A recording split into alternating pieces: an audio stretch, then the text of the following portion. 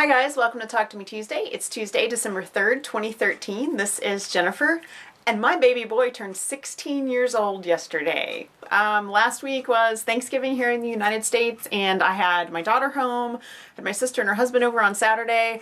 I spent a good part of Wednesday cooking, a good part of Friday cooking. I spent every minute in between with my family. The only thing that I made was one crocheted Christmas stocking. So this was it. This is just a little ornament, and you can get this pattern free on Sew Hooked. I just added it yesterday. So that's pretty much all I did. I've been reading a library book, spending time with my family, just that's it. As you can see, my alphabet quilt's still on the wall. However, I do have big news. Registration, or I should say pre-registration, for Paper Piecing Vintage went live today on Craftsy. The rest of December, registration is $6. This is a block of the month. You get a 6-inch pattern and a 12-inch pattern every month on the first of the month. The 6-inch pattern is fully colored. The 12-inch pattern is black and white. And there's a key so you know what's color 1, what's color 2, both in color and black and white. It's all very clear and concise. I've had it proofread by someone else so that I made sure that it was. I've been just extra careful to make sure every bit of information you need is in there. When you pre-register in December, you will receive a file that has the basic information about the block of the month, and it will give you your fabric amounts. I have fabric amounts for both the 6-inch, the 12-inch, and if you want to make those into quilt tops. So you get all that information, and you get the information on how to get January's pattern, February's pattern, etc. So that's done. January is actually ready to go. I had 2 winners on Sew Hooked today that got free copies of January's pattern, so there are 2 out there floating around already. And I did want to show you guys my fabric for the block of the month that I will be using for all of my blocks.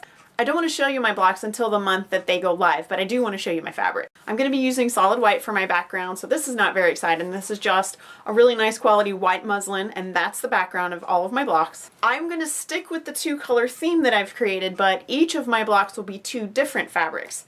So I have this lovely box right here that's all 1930s reproduction fabrics, and I will be choosing from all of these lovelies. Many of these I won from Crystal Clumsy Cord in a drawing that she did a while back, but I will be choosing from these for each month's block, and I will be making the 12-inch version because I want the larger quilt. So I'm looking forward to that. Mine will actually be a vintage inspired quilt. You don't have to do it vintage. I've done some other color themes, and I've done a Hogwarts themed one, and I've done a purple and green one, and a couple of other ones. If you want to do paper piecing vintage, I definitely recommend that you sign up for our Facebook group because I will be posting alternative color layouts there through December. So if you have a color idea, let me know and I will create it for you in my quilting software, which is EQ, and then I will put it in the Facebook group. So if you want to see what yours might look like, let me know and join the Facebook group, and I will definitely have a link in the description. It's also on Sew Hooked under all of the Paper Piecing Vintage posts. It will be there. So anyway, I'm very excited about it, super excited. It's going to be lots of fun. I've already had registrations come through this morning. I've had a lot of people very excited. We are going to have so much fun with this, and it's going to be as simple as I can make it. Each block will be as straightforward as I can possibly make it, and I hope that you guys have a blast with it. Hey guys, I'm coming to you from the past to share this quilt here. This is actually a quilt top that was made by my very best girlfriend Jules, and she made this for a baby gift, but she's had a pretty rotten 2013 and it just got put aside and she hasn't had time to quilt it. So I volunteered to quilt it, and after a little arm twisting and promising this would be her Christmas gift from me, she agreed, and I got it all quilted for her. It's bound, and I'm going to put it in the mail today. I'm actually probably not going to show this video until about a week after I record it because I want it to be a surprise when she gets it, and I don't want to spoil the surprise by showing the quilt in my video for this week. So what I did on this was I free motion quilted using 3 different colored threads. I did I used a white, a gold, and a variegated blue. The blue and the white were threads that Jules had sent with the fabric and the quilt top and everything, and the gold was something that I had on hand. I'm going to show you a close-up because that's the only way I can explain how this is quilted, so bear with me for a moment and we'll have a little wibbly wobbly camera action, and then we'll go back to whatever video you were watching this week. So I tried to stick with a water theme, so you can see how I did just sort of back and forth wavy motions. I did the same thing in this water fabric, and then I tried to echo the cliff shapes back here. I didn't actually quilt on, here's my finger, I didn't actually quilt on any of the animals because I wanted them to kind of puff up when the quilt is washed. So you can see wherever the fabric was directional, I tried to stick with the direction of the fabric. And I did, like over here, I just did some wibbly wobblies around the sea plants, and then again some directional. Same thing with the cliffs, where I tried to just sort of echo the cliffs, and then I did the water.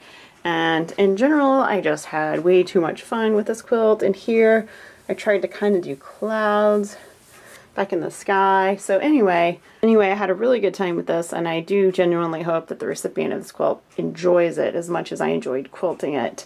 And I hope that Jules, who made the quilt top, enjoys it as much as I enjoyed quilting it. Here's a little bit of the back so you can see all of the wibbly wobblies going on here. And that text message I just got, probably from Jules, because it's early in the morning and we tend to text early in the morning. That's going to be it for me today. I really hope you sign up for Paper Piecing Vintage. We are going to have a blast with that. Also, don't forget, coming in January on Fandom and Stitches is a free quilt and stitch along that is Princess Bride inspired. You will see lots of wonderful things by lots of wonderful Fandom and Stitches designers, and it is just going to be a brilliant 2014. Other than those two projects, I plan to finish some things for myself that are holdovers from 2013. So probably in the next couple of weeks I will do a recap of some of the projects I intended to finish this year, and we'll see which ones I actually finished.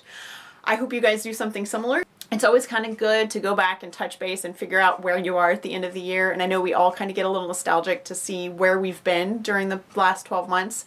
So I would love to see what you had on your to-do list, where you are, and what you're planning to do for 2014. I will see you guys next week. Bye.